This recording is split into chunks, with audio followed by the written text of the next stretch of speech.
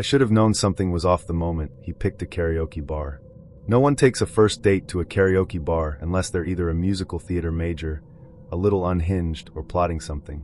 I didn't know which category Nico fell into yet, but he wore his confidence like cologne, thick, intoxicating, and probably a little too much. We met on Hinge. He messaged me first. Quite quickly, actually. He was funny, flirty, and just the right amount of cocky. We traded banter for a few days before he asked if I wanted to do something loud and a little stupid. I should have asked questions, but I was in one of those say yes to life phases, where you pretend your emotional baggage is just a stylish carry-on instead of a full-blown U-Haul. So I said yes. We met outside a place called the Velvet Note, a dimly lit downtown karaoke bar with red neon signage, and the kind of vibe that screams bad decisions welcome here. Nico was already waiting, leaning against the wall like some kind of off-duty rock star. Tight black shirt, chain around his neck, that smirk that makes you wonder if you're the punchline or the prize. "Hey gorgeous," he said, pulling me into a cheek kiss. "Ready to embarrass yourself in front of strangers?" "Always," I replied, laughing, unaware that I'd signed up for more than just a cringy chorus of Toxic. The bar was packed. The air was thick with sweat, spilled rum, and off-key renditions of 2000s throwbacks. We grabbed a booth near the stage, ordered drinks, and fell into easy conversation. He was charming. Almost too charming. Talked like he'd known me for years. Asked questions that felt oddly specific, about my college, old jobs, even the kind of music I used to be into back then. I chalked it up to good stalking skills and better memory. But something in the way he looked at me, like he was studying me, dissecting me, set off a tiny alarm bell in the back of my mind. Still, I ignored it. I'd had worse dates. At least this one was hot and funny, and didn't mention cryptocurrency once. Then, after 2.5 cocktails and a deeply unfortunate duet of Mr. Brightside, by a couple who clearly thought they were auditioning for The Voice, Nico stood up. "My turn," he said, flashing that smile again, all teeth and mischief. He walked up to the DJ, whispered something, and gestured toward me. The DJ's eyebrows shot up. They shared a laugh. Then the music started. It wasn't a song. It was a slideshow. A literal slideshow. A projection screen behind the stage flickered to life, displaying the title, "Why You Shouldn't Date Olivia R." My stomach dropped. The first slide was a picture of me, from Instagram, posing with a mojito and a caption that said "Good girls make bad decisions." The next slide? A text thread. My text thread. From last year. Me flirting with a guy named Jace, who was not my boyfriend at the time. My mouth went dry. The slideshow continued. Screenshots of messages, blurry party photos, one particularly unflattering shot of me sneaking out of someone's apartment in last night's clothes. Nico stood on stage, mic in hand, narrating like a twisted TED Talk host. "So this," he said, "is Olivia. She's funny, beautiful, and very talented at cheating." A few people laughed. A few gasped. I looked around, frozen, as the crowd slowly turned toward me. Nico continued. "She dated my best friend, Arlo, for 2 years. Sweet guy. Soft. The type to write poems and cry at Pixar movies. She cheated on him with a bartender named Jace who wore tank tops in winter. Classy." He clicked to the next slide, a selfie of me and Jace in bed, shirtless, grinning like idiots. "I'm not here to shame anyone," Nico said, faux earnest. "We all make mistakes.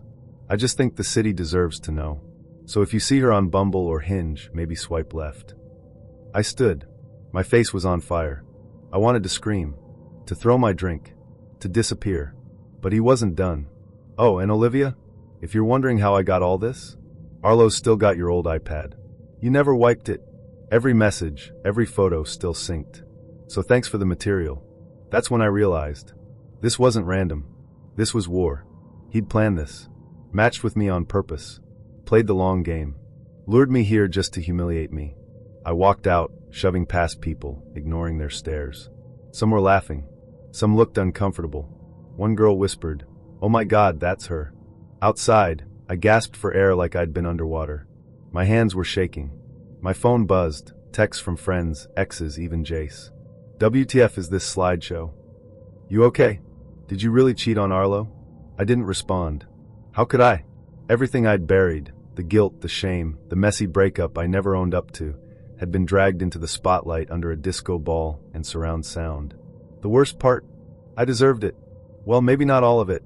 Maybe not the public humiliation and the slideshow, and the snarky narration. But the cheating? Yeah, that part was real. I hadn't seen Arlo in months, hadn't thought about him in a while.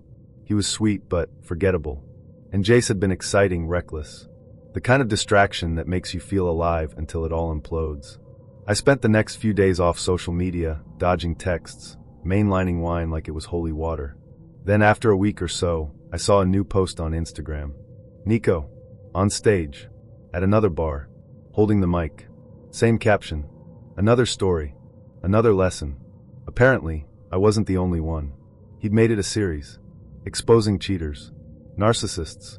Ghosters. People who ditched dates, stole phones, lied about being single. He called it the Mic Drop Project. A public shaming tour disguised as karaoke nights. Some people loved it. Called him a hero. Said he was doing the Lord's work. Others called it toxic. Cruel. Dangerous. I didn't know what to think. Part of me wanted revenge. Part of me wanted to crawl into a hole. But a small, quiet part of me, the part that still hated mirrors and memories, knew I had something coming. I just didn't expect it to have background vocals and a PowerPoint. So yeah, that was my date with the revenge karaoke guy. Lesson learned: don't cheat. And if you do, for the love of God, wipe your old devices. There are bad dates, and then there are dates so weird they make you question not just your taste in men, but your entire understanding of human relationships. This was one of those. I matched with Branley on Bumble. Yes, Branley, not Bradley, not Brandon. Branley. The kind of name that sounds like it came from a random name generator on a parenting blog from 2009. But he looked like a walking Calvin Klein ad, tall, lean, jawline so sharp it could slice tofu. His pictures were annoyingly perfect. One of him smiling with a golden retriever, another brooding in front of a mountain range, and one where he was inexplicably holding a violin. A violin. I mean, come on. His bio was short but promising. Old soul. New books. Loud music. Let's see where it goes. I was intrigued. He messaged me first, which was odd, considering Bumble only lets women initiate chats.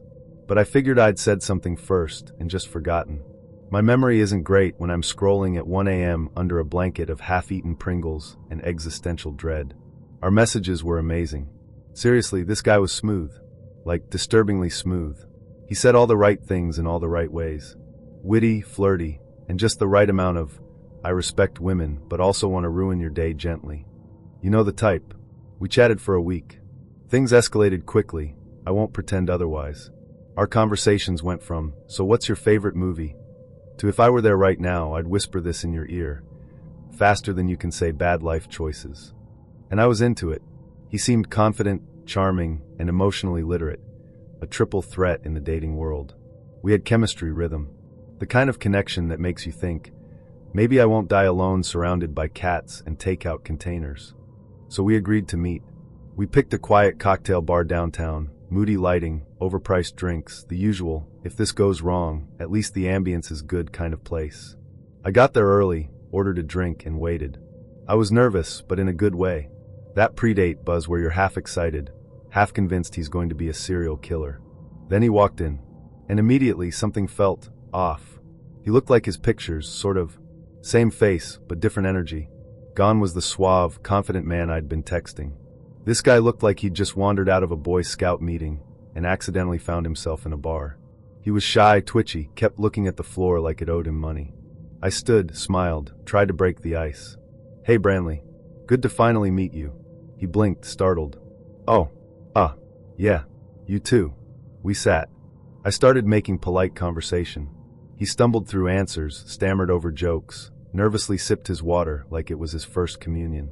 The whole time, I kept waiting for the guy from the chats to show up. He didn't. After about 20 minutes of painfully awkward small talk, I decided to reference one of our steamier conversations, just to break the tension. So, I said with a smirk, you planning to whisper that thing in my ear, or are you saving that for dessert? He turned red. I don't mean a little blush. I mean full tomato. If embarrassment were an Olympic sport, he'd have taken gold. Then he leaned in and said the words that still haunt me. I have to admit something. You weren't talking to me on Bumble. It was my mom. I stared at him. He stared at me. And the world stood still, like the universe was taking a moment to ask, you good? I blinked. What? He cleared his throat. I'm not great at dating. So my mom helps me. She ran the account. She did the messaging. She told me when and where to meet you. I felt the blood drain from my face. My brain short-circuited. I was suddenly replaying every spicy message we'd exchanged. Every compliment, every flirt, every tell me what you're wearing. All of it, written by his mother. I must have looked like I was going to faint, because he leaned forward and said, "Are you okay? Did I say something wrong?" Wrong. Sir, your mother sexted me. I excused myself to the restroom.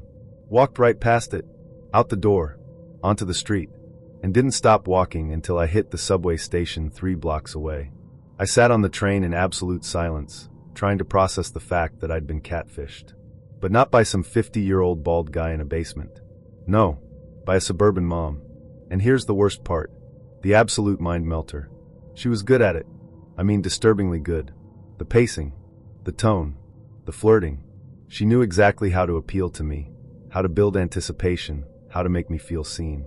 I'd never been that engaged in a conversation with a man on a dating app, and it turns out that's because it wasn't a man. It was Susan, or Linda, or Cheryl. Whatever her name was, she had me wrapped around her middle-aged fingers. I called my best friend when I got home, Jordy, a woman so cynical about love she once ghosted a guy for saying, "I like long walks on the beach." She screamed. His MOM? His mom. Like the woman who gave birth to him? Yes. And she was the one saying all that sexy stuff? Yes. Like the "what I'd do to you if I were there right now" stuff. Yes, Jordy. Yes. We sat in silence for a moment, each of us processing. Then she laughed so hard I thought she'd choke on her wine. "You're going to need therapy." Already booked. The next day, I blocked Branley on everything. Bumble, Instagram, LinkedIn, just in case. I even changed the name of my Wi-Fi network to No More Mothers Please.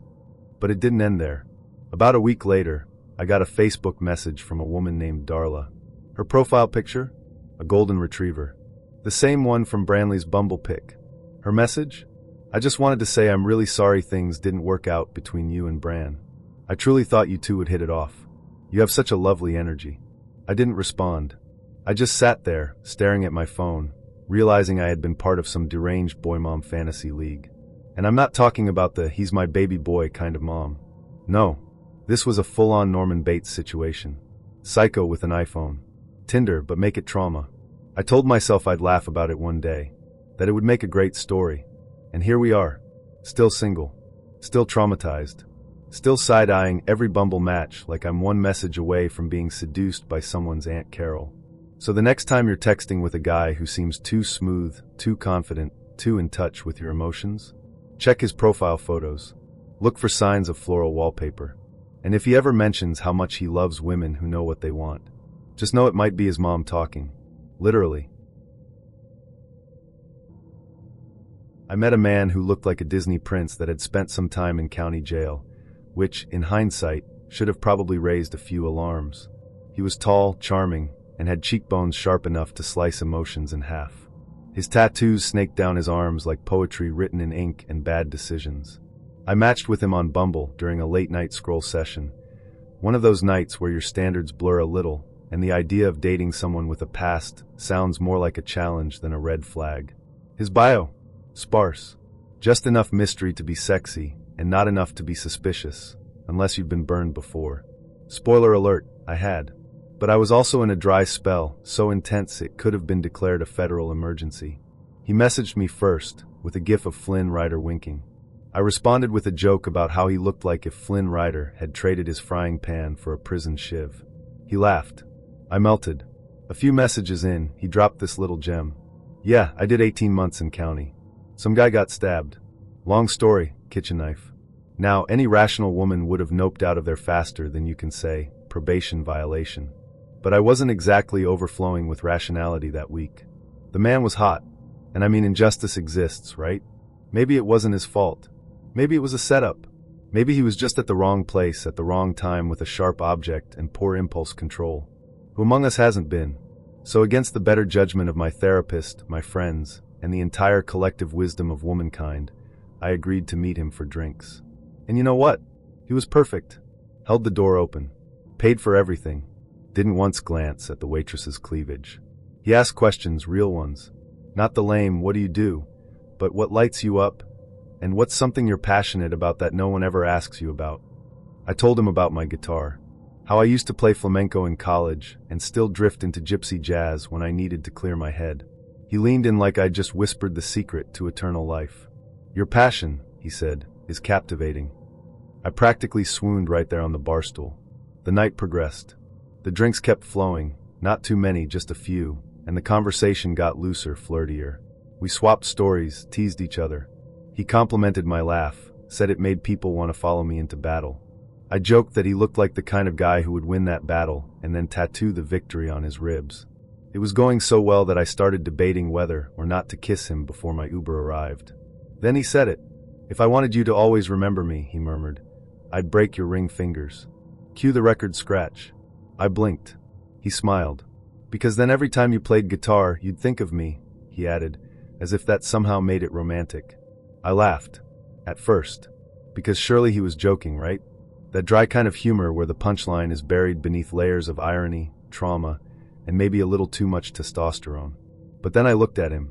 He wasn't laughing, just holding my gaze, eyes a little too steady, like he was waiting to see if I'd flinch. And there it was, the moment. That subtle shift in the air where a flirt turns into a threat, where a joke stops being funny and starts being a warning. My gut did this weird little twist, like it knew something my brain hadn't caught up to yet. Still I smiled, told him I'd had a great time, got into my Uber without so much as a cheek kiss. At first, I thought I might see him again. We'd had chemistry after all. But the more I thought about it, and the more I replayed that comment in my head, the more it felt like a bullet I'd barely dodged. So I started asking questions. Not to him, obviously. I'd already ghosted him, blocked his number, unmatched him on Bumble, the whole digital exorcism. But I was curious. See, in my town, we have a Facebook group, a sort of digital sisterhood where women warn each other about sketchy dates, creepy encounters, and men who think no is just a suggestion. It's not a revenge space. It's more like crowdsourced protection. And one day, not a week after my date, a post popped up that made my blood run colder than a vodka shot in Siberia. A girl had posted screenshots of a Tinder profile with a familiar face attached, my Disney prince. The story? He'd taken her out, got handsy when she wouldn't come back to his place, and when she called him a walking red flag, he slapped her. In public, at a Walgreens parking lot. The comments were a storm of horror stories. Turns out, he wasn't just a former inmate. He was still under probation for indecent assault, not the mysterious stabbing he'd mentioned. So yeah, that comment about breaking my fingers? Not so hypothetical. I never reported him. Others did. The police picked him up for violating probation. He went back in, no idea for how long, and honestly, I don't care. The lesson here? If a man brags about jail time on the first date, don't wave it off like it's a quirky fun fact. Look him up. Court records are public for a reason. Google is free. Your life is not. And if someone says they'd break your fingers, don't smile and nod. Run. I downloaded Bumble on a dare and a caffeine high. Now I know what you're thinking. Why would a guy like me, gym rat, clean eater, early riser, and proud owner of a bladder made of tissue paper, willingly sign up for an app where women make the first move? Isn't that like a lion signing up for a vegan cooking class? But hey, I was curious. What could possibly go wrong? Spoiler, literally everything. It started with a match, a woman named Lima. Welsh, sharp-tongued, and charming in that way that makes you forget if you're the funny one in the conversation or just the audience to her stand-up routine. After a few days of flirty banter and one meme exchange that made me laugh snort in public, we agreed to meet at this artsy little cafe downtown. The kind of place where oat milk is more common than actual milk, and everyone pretends to read French philosophy while scrolling Instagram. We met on a Thursday. I remember because I'd just finished leg day and was walking like I'd been in a slow-motion explosion. I wanted to sit. She wanted to talk. And that's how 1 hour turned into 3. She ordered mocktails because she didn't drink, something about religious values and clean living. I, being the over-caffeinated idiot that I am, decided coffee was a great idea. Not 1 cup. Not 2. I had 4. 4 espressos. I was vibrating like a tuning fork, and my bladder was staging a revolution. The bathroom situation? 1-person toilet. Occupied. Always. Every 30 minutes. I'd do the river dance while apologizing through gritted teeth before sprinting to the loo like I was late for a NASA launch. Every time I returned, Lima would smirk and tease me about having the bladder control of a golden retriever. I laughed it off, but deep down I was dying. And not just from embarrassment. Then came the moment. The moment that changed everything. I'd just come back from yet another bathroom break, expecting Lima to be where I left her, sipping her mocktail and scrolling her phone. But no, someone was sitting in my seat. A man. Talish. Smug. Wearing a shirt that probably cost more than my rent, and a cologne that smelled like overpriced ego. I approached him with a smile and laid a friendly hand on his shoulder. "Hey mate, I think you're in my seat." Now, I was expecting a chuckle, maybe an awkward apology. Instead, he turned around and gave me a look like I'd just insulted his mother's lasagna. Lima caught my eye and gave me a look that said, "Help." Turns out, while I was off draining my soul into the cafe toilet, this guy had slithered over, assumed my absence was permanent, and started hitting on Lima with the subtlety of a sledgehammer. She tried to shake him off, but he'd apparently mistaken "no thanks" for "try harder." I asked him, politely at first, to leave. He responded by trying to stare me down. Now, I'm not saying I'm Bruce Wayne, but I've got a few inches on the guy, and my gym membership isn't just for show. Still, the guy looked harmless, like the kind of guy who'd cry if he got a paper cut. But looks, as I'd soon learn, are about as reliable as my bladder. Eventually he left, with a final squint that tried to say, "I'll be back," but mostly made him look like he was constipated. Lima and I laughed it off. We even joked about how wild it was to get a stalker on a first date. But the vibe had shifted. She could see over my shoulder, meaning she could still see the guy sitting alone across the cafe glaring. I couldn't see him unless I turned around. So I relied on her updates. He's still there. He's looking again. He just sniffed his wine like he's in a French noir. Eventually, it was time for me to walk her home. I offered, because despite my caffeine-induced jitters, I was still a gentleman. As we left, I looked over my shoulder. Guess who got up and paid his bill the moment we walked out? Yep. Tiny Mr. Stare Down. We passed through Chinatown, trying to pretend we weren't being followed. I wasn't scared, not yet. Just annoyed. But Lima's hand in mine was a little tighter than before. The tension hung between us like fog. We reached her apartment.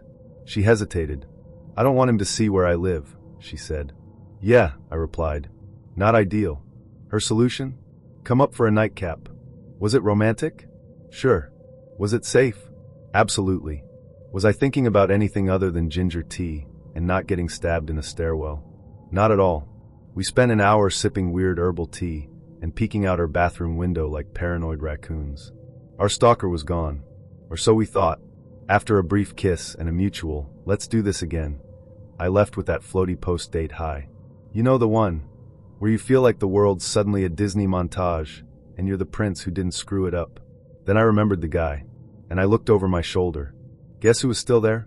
50 meters behind me, trench coat flapping like a low-budget vampire, was the same guy. Watching. Following. I stopped. He stopped. I stared. He stared. "Mate," I called out. "You've got to be joking." He didn't answer. Just stood there like the world's least convincing horror movie villain. I told him to back off. Kept walking. He stayed behind me, keeping pace like a human shadow. Now, my apartment's not like Lima's. It's part of a 2-unit building. If he saw which door I went into, he'd know exactly where I lived. No guessing. No mystery. So I tried a different tactic. I stopped, turned around, and marched straight at him. I gave him a solid warning, one that included words like creep, loser, and "I'll introduce your face to the pavement." He blinked, then turned and walked away. Problem solved, right? Wrong. So very wrong. I crossed through a small park near my flat. I was maybe 200 feet from home, practically tasting the safety of my overpriced Brooklyn mattress, when everything went white. Literally. A flash. A sound. And the next thing I knew, I was on the ground, my knees buckled, my brain trying to reboot like a busted laptop. Pain exploded in my head. I tasted copper. I reached out, dazed, and whispered, "Just take my wallet." Then I heard the laugh. It wasn't some stranger. It was him. "Oh, you were gonna kick my head in," he sneered. Then BM, a kick to the side of my head that made my teeth knock together like wind chimes. I wish I could say I fought back like a hero, but in reality, I was just trying not to black out again. Blood filled my mouth. My vision swam. I tried to stand. Another kick. Another insult. Then something cold pressed against my eye, a blade? A shard of glass? I don't know. I could blind you, he whispered. I could do so much more. But he didn't. He hissed something about letting me live, gave me one last punch, and ran. I lay there, spitting blood into the dirt, trying to find my phone. The screen was shattered, but miracle of miracles, it still worked enough to call 999. An ambulance scooped me up not long after. The damage? Concussion. Chipped teeth. Swollen jaw. No permanent damage. But the doctor said the first blow had come from something heavy, maybe a brick. If he'd hit me a little harder, I'd be a chalk outline. The creep got 6 years in prison for assault and GBH. But I still have nightmares where I see him waiting outside my window. Oh, and Lima? We dated for a few months. She was incredible, but she had to move away for work. We ended things on good terms. I used to think the scariest thing you could find on a woman's laptop was a spreadsheet titled Men Who Are Dead to Me. I was wrong. So very, very wrong. Her name was Danielle, though I'm still not convinced that was her real name. We met on Bumble, the one where women message first.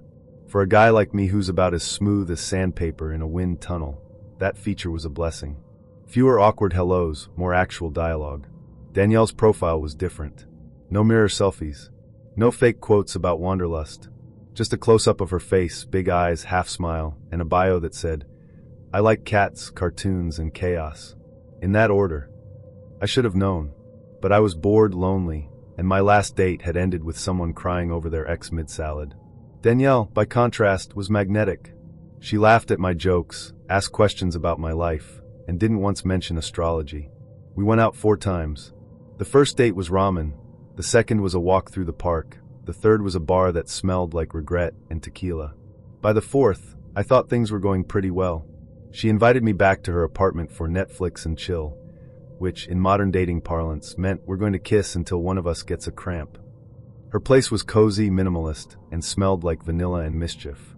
We started making out on her couch, and things got spicy fast. Clothes rumpled, breath shallow, the whole sweaty palmed affair. Then, mid-make-out, she pulled away. I want to show you something, she whispered, eyes gleaming. Now, normally when someone says this during foreplay, it's either a surprise toy, a weird scar, or a collection of very specific lingerie. I was game for all 3. Instead, she returned carrying a laptop. Okay, not the sexiest mood shift, but I was curious. She opened it, clicked into a folder titled Mints, named, I assumed, after her dearly departed gerbil, and revealed a series of illustrated images. Anime style. Erotic. Somewhat surreal. Imagine Sailor Moon if she had been drawn by someone who'd just discovered adult content and power tools at the same time. Cool art, I said, trying to sound chill while also wondering why some of the characters had tails and ears. It's called chemonomy, she said smoothly. Animal features on humans. I'm obsessed. I nodded. Nice. Classy. Very fur adjacent. She giggled. It's not furry stuff. It's fantasy. Her voice dropped half an octave on that last word, and I'll admit I was intrigued. I'd never dated anyone into this kind of thing, and while it wasn't exactly my flavor, I liked her weirdness. It was refreshing, until it wasn't. Later that night, after she'd fallen asleep curled up like one of her illustrated fox girls, I found myself wide awake, physically uncomfortable and nowhere near ready to sleep. I tried watching TV, but her remote was missing. My phone was dead. So I did what any man with poor judgment and a full bladder of curiosity would do. I opened her laptop. Password? Mints. She hadn't even changed it. At first, I went back to the folder she'd shown me. There were hundreds of files, drawn images, short clips, even some GIFs.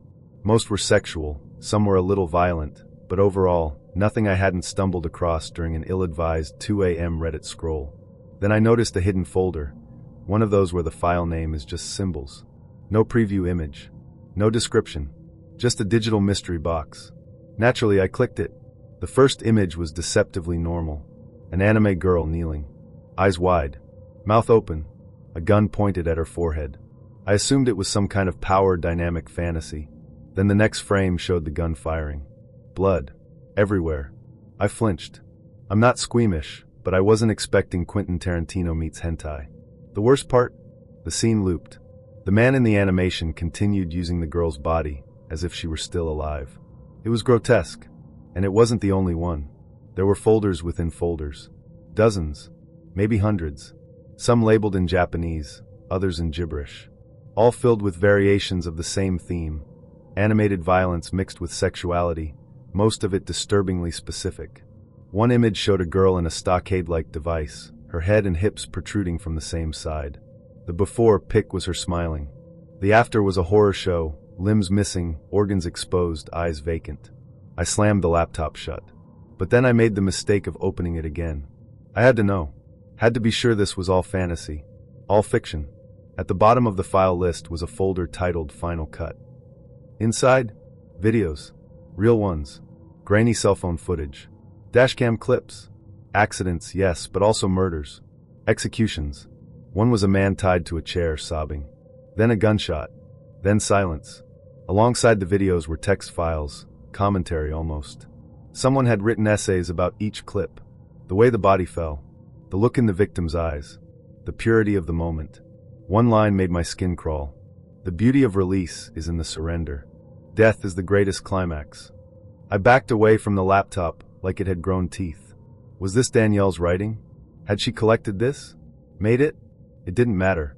I packed up my things, left a note that said, "I'm sorry," and walked out into the night. I never messaged her again. She didn't message me either. Maybe she knew I saw. Maybe that was the plan all along. I changed my locks. Deleted Bumble. Took a break from dating. Back in the spring of 2018, I lived in a shoebox-sized apartment in Brooklyn with my best friend, Zadie. We were two southern girls trying to fake it in the city. Zadie was from a tiny town in Kentucky. I hailed from the grand metropolis of Moss Root, West Virginia, a scenic collection of rusted trailers and people who treat mayonnaise like it's a food group. We met at a coffee shop in Bushwick after bonding over the barista misspelling both our names in the same order. Her cup said Sadie, mine said Janie, and we both laughed like it was the funniest thing to happen all week. Honestly, it probably was. Our friendship was immediate, forged in caffeine, homesickness, and a shared sense of humor twisted enough to make a priest flinch. But as close as we were, there was one thing I never told her, something I didn't tell anyone unless they pried hard enough to crack stone. My little brother Reed was murdered when I was 6. And worse, I remembered the boy who did it. His name was Tarn. Not a nickname. That was actually his name, short, weird, and vaguely villainous, like he'd been named after a medieval curse word. Tarn was one of those kids who looked like he'd been born during a full moon. Pale, wiry, and always wearing oversized clothes like he was trying to hide from his own skeleton. His most memorable feature? His eyes. So dark they looked like someone had poured ink into his sockets. I used to call him the oil spill when I saw him around town. He was also Reed's friend. I didn't understand death when it happened. They told me Reed had gone to heaven, and I, being 6 and largely powered by Disney movies and cheese sandwiches, assumed that meant he'd gone on some important mission and would be back once he was done helping angels build clouds or whatever. But he never came back, and eventually I learned why. Tarn had killed him. Not accidentally. Not during a childish scuffle. He picked up a railroad fish plate, a big chunk of iron used to join rails, and hit Reed in the back of the head while they were walking along the tracks. When Reed started convulsing, Tarn panicked. But instead of calling for help, he kept hitting. When Reed stopped moving, he dragged his body off the tracks and tried to hide it. But that's not the part that changed me. What came after, the damage to Reed's body, was so grotesque that even the coroner reportedly needed a break halfway through the autopsy. I won't list it here.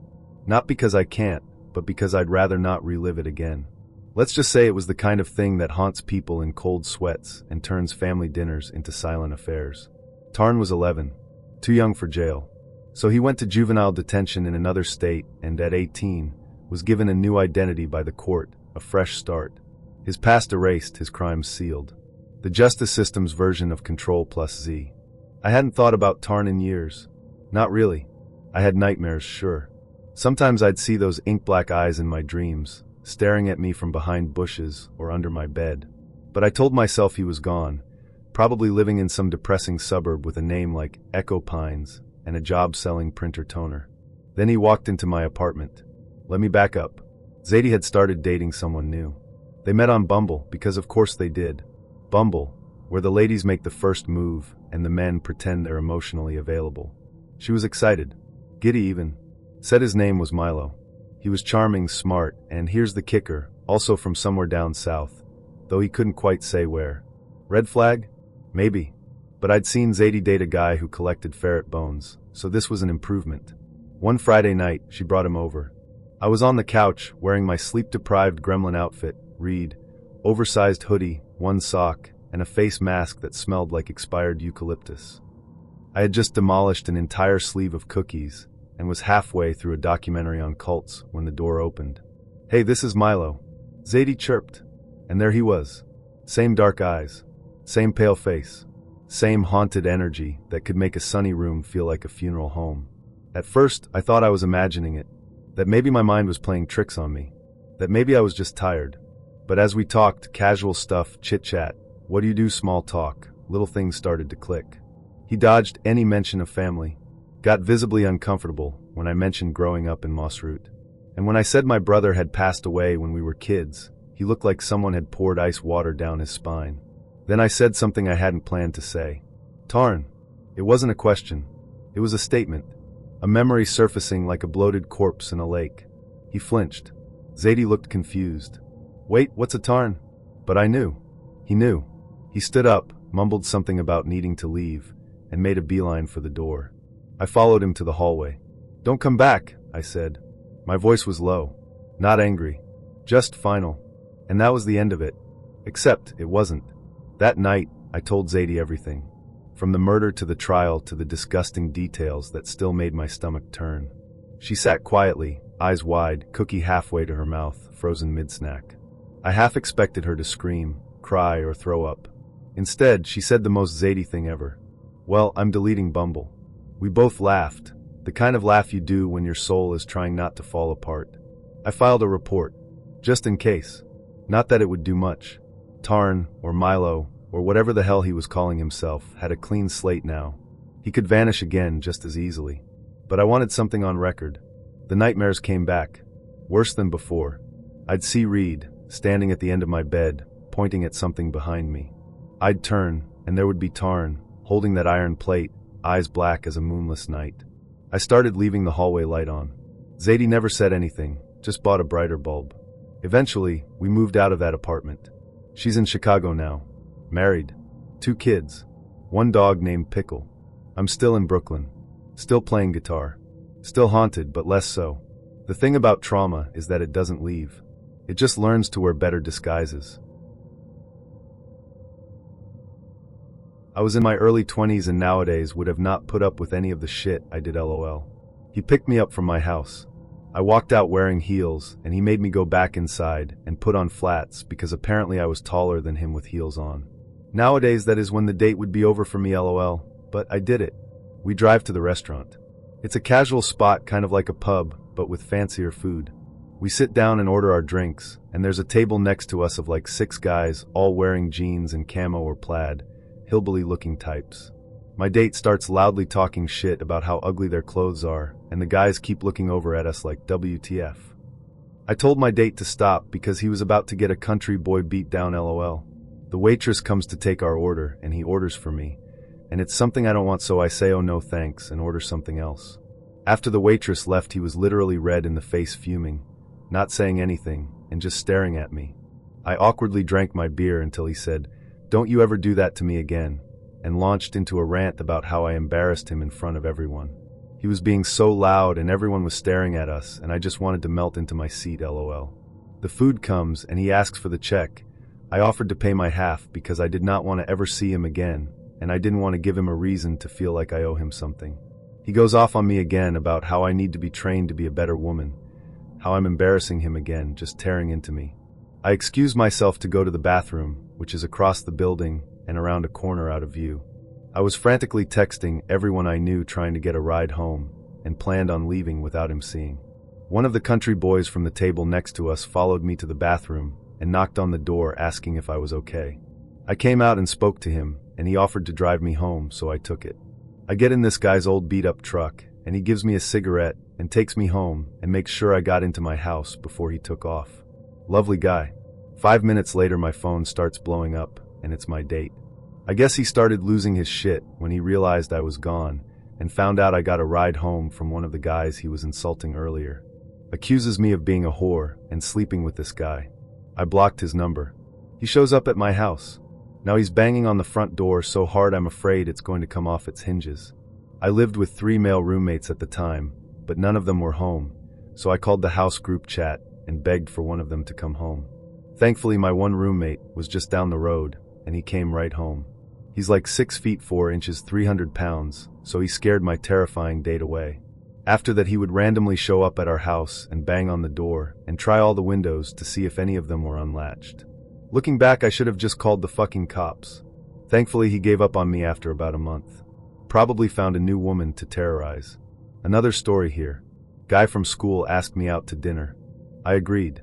He said he wanted to surprise me with the location, which I initially thought was kind of sweet. He also insisted in picking me up in his car. I was young and didn't have reliable transportation, so I agreed. Once we were a few minutes down the road, he announced the name of the restaurant and that it was an hour and 15-minute drive away. I said that was kind of far, but he waved me off saying he had a reservation and it would be fine. I realized I was trapped, so I rolled with it, thinking how bad could it be since I knew him from class? My mistake. Cut to me ordering my main course. He interrupted me mid-sentence and proceeded to change my order to something else entirely, insisting I'd like it better. No other reason or rationale. I protested. He refused to listen.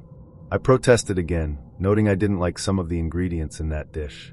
He repeated his changed order and directed the server to ignore me as I continued protesting. The server stood there, shifting her eyes back and forth, unsure whose direction to follow.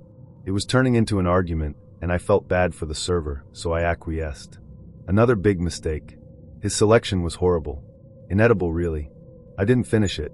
He got mad and told me I was wasting food he was paying for. I responded by offering to pay my half of the bill. He refused, saying gentlemen always pay. Gentlemen also respect women's meal selections, but whatever, dude. Don't say I didn't offer.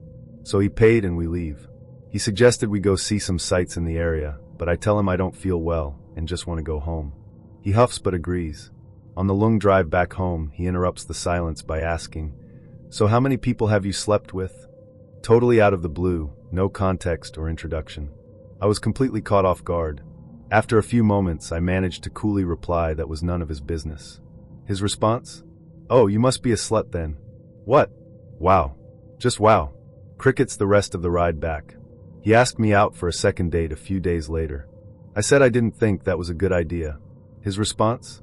"That's okay, I wasn't really interested anyway." He then spent the rest of the semester making snarky comments toward me and talking loudly about other girls he was dating whenever I was within earshot. Fun times. I moved to Utah a few years ago, and I'm an agnostic lesbian, so I knew this would be terrible going in. First girl took me to a bunch of Ted Bundy sites, which admittedly was kind of interesting, but probably should have been a red flag. We slept together a few times, and I tried at one point to ask her a little more about her sexual preferences, so we could explore some things if she liked. She basically screamed, "Don't you want to find out?" And I was like, "I'm okay." Didn't see her again. Seemed like she was still hung up on an ex anyway. Second girl was really cute and had a hot tub, but come to find out she was a raging alcoholic. She had a bunch of gay/bi women over for a party, and they were all sloppy drunks and seemed like shitty people. The whole group had fucked and dated each other. They were weirdly aggressive and all wanted to arm wrestle. I love a competition at least, so I was like, bet. I beat them all, and we got to this big bitch. I was doubting I would win this round, but I did. She got butt hurt and demanded we try left-handed. I still beat her, so at least I had that high. I saw her a few more times BC. I was bored and I hate myself, but one morning she called McDonald's and started screaming that she couldn't get chicken nuggies at 9 a.m., and I just couldn't anymore. Next girl was on and off for a while, and she was a lot of fun, but also seemed to have some anger issues or something going on. She had a dream that we were drinking blood one night and woke up flipping out. I had to sit on the couch and contemplate why I was here in Utah trying to date all these religious trauma girls. She got mad that I didn't reassure her it wasn't real. Why do I need to reassure you that I'm not in a blood cult? Later she started dick riding some guy and told me she had to get plan B and maybe she was bi. Okay, enjoy your journey I guess, but I was past caring at this point, so her jab didn't get a reaction out of me like she wanted. She continued to try to get a rise out of me, by mentioning several other partners for the next few months. Finally, I went off on her, and she got filed in the blocked section with all the others, so I could have blessed peace. I'll gloss over all the girls that think they are poly here, but don't really know what that means. My poly lifestyle died in Utah, BC. Holy hell, it's bad. The last girl I met on Hinge. We went for a short hike and camped for a bit. She was really shy, and I wasn't sure if she even liked me. I cooked shrimp scampi over the fire and massaged her hands. BC, they always hurt her. It started getting late, so we packed up. I sliced the shit out of my hands on my knife in the dark and was bleeding everywhere, but I tried to keep cool about it as I drove her back and didn't say anything. BC, I'm in a demonic blood cult and all. I got out to wish her good night. She gave me the shyest and fastest peck on the lips that completely surprised me and ran so quickly inside that it seemed like she vaporized into thin air. I was left standing there and was like, okay, I guess she likes me. Anyway, we are married now, and if I can find love in this weird-ass state, then so can you. Another story here for you. I was dating someone I went to middle school with and reconnected with after high school. She had been living with a man she was engaged with, but he kicked her out because he got cold feet. So after finding out she was basically sleeping in the park, I just let her come stay with me. She lived with me for about a year, no issues, I thought. I lost my job, and the house I was renting was sold out from under me at around the same time. So we moved in with some of my family. I asked her to get a job to help make ends meet and pay our cell phone bill. I was already working again at this point. She went and got a job and worked for about 2 months before getting fired and not telling me. She then proceeded to have me or my family take her to work every day and pick her up every day. Then she would have a friend pick her up from the parking lot, and she would go sleep around with every guy she knew and make them pay her so she could hide the fact that she wasn't working anymore. Then one day she got dropped off by her ex, the one that kicked her out. She said that they were just friends when I asked her about it. Found out from one of my other friends later that night that he caught them at a movie theater making out, and she promised that she would sleep with him, my friend, if he didn't tell me. Fast forward 2 days after I actually started asking our mutual friends what was up, she had told them all that I was into reclaiming. I am not. So they never bothered to let me know when they caught her sleeping around because they all thought I was into it. I confront her about it. At this point I knew about 8 guys she was sleeping with and wasn't 100% sure about another 4. She threw a fit, started destroying and throwing around furniture, tipped over a fridge, and pulled a TV off of a wall. All while saying if I was a better boyfriend, I would have just let her sit around at home all day, and I would have paid for everything she wouldn't have had to sleep around. I told her to get out of the house until she calmed down, and we could talk about what to do next. When she gets back 2 days later, she stayed with her ex. She decided to throw a brick at my house trying to break windows, but fortunately she wasn't exactly strong enough. My mom pulled up, she was coming over for dinner, and she threw a brick and hit my mom in the chest. So cops were called, she was arrested. We didn't end up pressing charges on the condition that she gets her stuff, leaves, and never comes back on the property. She does, and I'm there along with one of my friends and an officer. The officer asks me to answer a few questions, and my friend watches her, but doesn't know whose stuff is what. So she comes out, throws a box into her ex's car, and takes off. I got back to my room to find that she stole my PS2 and all of my games, stole my wallet, social security card and birth certificate, and she had cut the power cable to my PC while my friend had run to the bathroom. Told the cop who was still there, and he went and found them and took my wallet, social and birth certificate back, but because I had no proof that the PS2 and games were mine, he couldn't do anything about those. I decided to stay single for about a year after that, but when I go to re-enter the dating pool, I come to find out that she had been dragging my name through the mud at every bar, club, and venue I frequented while we had been together. According to her, I beat her, threw her out without cause, stole her money, attacked her, destroyed all of her things before she could pick them up, ECT. She also did this to 6 of the guys I had contacted and confirmed that she was sleeping with. And even now, 10 years later, I occasionally go on dates, and someone will say, oh wait, you're that guy who beat, and our his GF a few years ago. Worked out after she was gone that she had ultimately been sleeping with 16 different men, who all thought they were exclusive. And she scammed all of them and myself into paying her way for a while there. I would tell you all her names so you can avoid her, but I found out from her mom late last year that she had voluntarily entered treatment for schizophrenia and pathological lying, and I really hope she gets better. In 2020 I was young and kinda desperate. 17, and just looking for people to hang out with really. So I met this guy on a dating app. He seemed nice enough. Not my type, but had potential for a glow-up, you could say, so it motivated me to give him a chance. He was 22, and I was stupid. It was a hot summer afternoon. I met up with him on a corner between our houses, and we went for a walk. He was friendly, too friendly. And he stunk. He was absolutely fucking rank.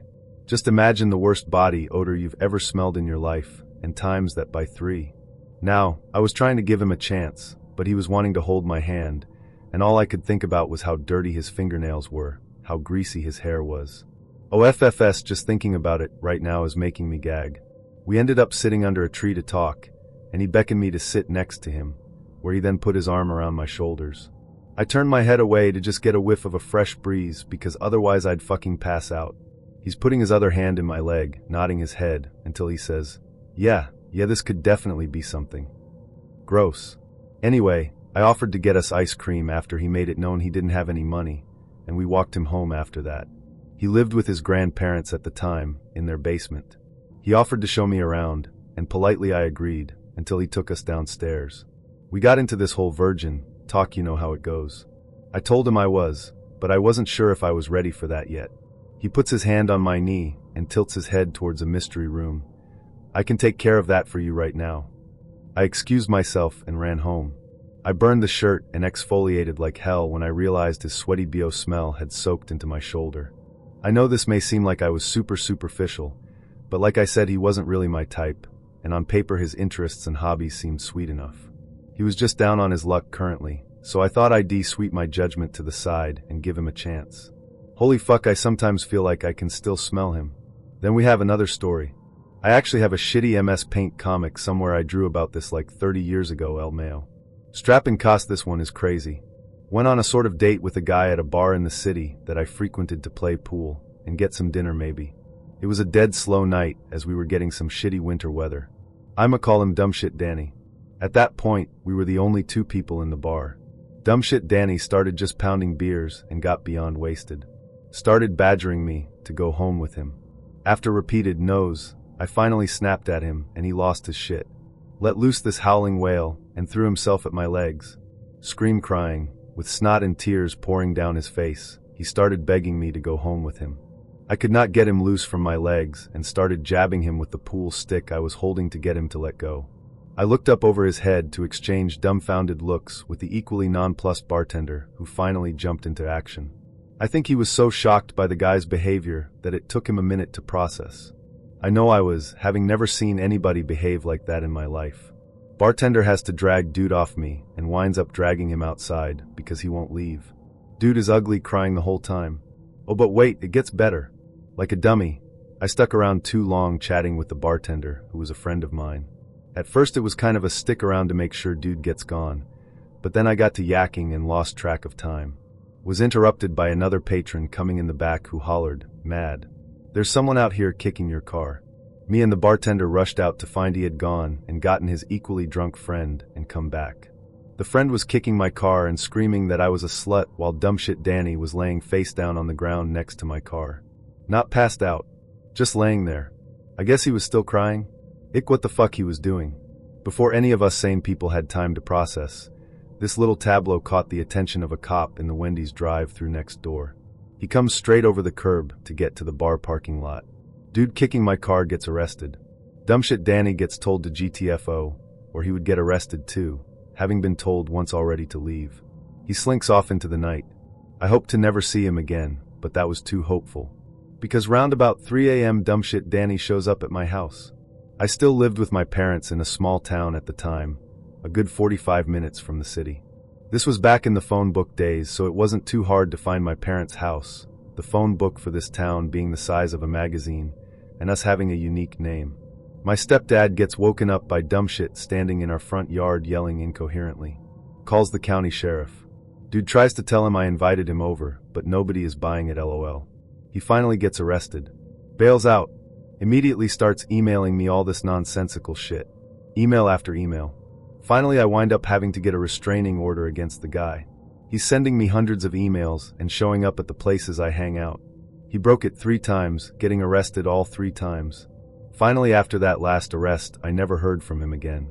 20 or so years later, I'm at that same bar, and his name comes up in conversation. I asked what happened to the guy as I'd known him back in the 90s. I did not mention any of the history I had with him. Just dumbass Danny? I used to know him. Whatever happened to him? Apparently he had a bad breakup and moved to California in 00. It's me. I was the bad breakup LMAO nutbag. For warning, this is going to be a long one. So a few years back, I went on a date with a guy I met on Tinder. I know this should have been my first red flag. I was 23 at the time, and he was 22. We had been talking for a while, and he seemed normal enough, so when he asked me on a brunch date, I said yes. He wanted to pick me up, and I stupidly agreed. So it all started off normal. The conversation was okay, and he was nice, but I wasn't really feeling it. Well, come the end of our meal, he says that he has a few more hours before he has to work and wants to keep hanging out. I couldn't come up with a good excuse not to, so instead of taking it back to a house, I suggested I show him around town a little. He was new to the area and said okay. So, after driving around for about an hour and a half, his truck starts overheating. He jumps out and checks under the hood and realizes that he got a hole in his radiator. So we head back to my place, and I told him that he could hang out for a bit and wait for his truck to cool down a bit, so he could get back home, but I had to work on a few things. He comes in, and I offer him a beer since I was going to have one while I worked on painting some cornhole boards for work. I turned on my TV and let him play some music. After I'm working outside for about an hour, I come back inside to find him completely trashed and bawling on my couch. He had finished the rest of the beer in my fridge and helped himself to a bottle of vodka he had found and had almost polished off a brand new bottle. I just froze. I ended up stepping back outside and called my mom to ask for advice. She could hear him wailing and singing at the top of his lungs in the background. I couldn't just send him on his way, as he was way too drunk to drive. So after talking to my mom for a bit, I went inside and told him I had some errands to run and I would drop him off at his place. He asked if he could just hang out at my house while I was gone. I told him hell no, as I actually know this man. So finally I get him to get his shoes on and out of the house, and he said he needs just a minute to say bye to his truck. He then proceeded to talk to his truck for 5 minutes before I could get him in my car. I drive him home with him, insisting on blaring the music as loud as it can go. When we got there, I told him I could stop by before work tomorrow and drive him back to his car. He said okay, but he needs help getting inside. Mind you, this man is like 6 feet 4 inches, and I'm a solid 5 feet 1 inch. So I get out and have to help this man get inside and lay him on his bed. He starts confessing that he is so happy I'm putting up with him, and that most everyone else wouldn't do this for him. I just say okay, and tell him I see him in the morning. It's like 5 o'clock at this point, so I think I'm done with this chaos until morning. I run my errands and get home around 9, and start putting away groceries. I had left my phone on the charger in the living room and didn't think anything of it. I came back to my phone about 30 minutes later to 10 missed Snapchat calls. I never gave him my real number, and 4 voice messages. I listened to them, and all of them are him screaming at me to give him his truck back now, or he's going to freak out, and that he's walking to my house now to get his shit back. Honestly, it was all very threatening. So I freak out a little, and all of a sudden he's calling again. I pick up, and he immediately starts screaming the same things. I just asked him why he thought I was stealing his truck when I told him I would bring it back in the morning. Well, apparently he didn't remember that, and then asked for a ride the rest of the way. At this point, I just said yes so I could get this over with and get him out of my life. I called my mom and had her on the other line the whole time, just in case this guy tried to pull anything crazy. So I get him back to my place, and he asks if he could come grab his wallet that he left there. Again, my dumbass said fine instead of just getting it myself. So he comes in and then asks if he can just stay cause he's still drunk. I finally lose my shit. I ask him why the hell he started walking to my house in the first place if he couldn't fucking drive, and what his plan was. His response, I was just going to sleep in my truck. I told him to fuck off, and that I was done, and he and his precious truck needed to get off my property now. He finally leaves, but not before asking for another drink, and me screaming at him to get out. I sit down and just start bawling, praying this was all over, and I would never have to deal with him again. Well, I was so wrong. The next morning my work, I relay this to my co-workers, and just ask them to let me know if they see him or his truck hanging around. Then my bartender comes up and said there was a call for me. I answer, and lo and behold, it's him. I ask him why the hell he was calling, and apparently he went and got himself arrested the night before, my guess would be drunk driving, and wanted me to bail him out. I told him hell no. I then called the prison themselves and asked to be notified when he is released because I don't trust that he wouldn't try to contact me or just show up. So they set me up with text notifications, and I go on my way. He got released like 3 days later and did try to text me, but I just ignored them. I didn't want to block him, just in case he did try anything. I would have all the messages saved. Luckily, after those few texts, I never heard from him again, and I immediately deleted Tinder off my phone.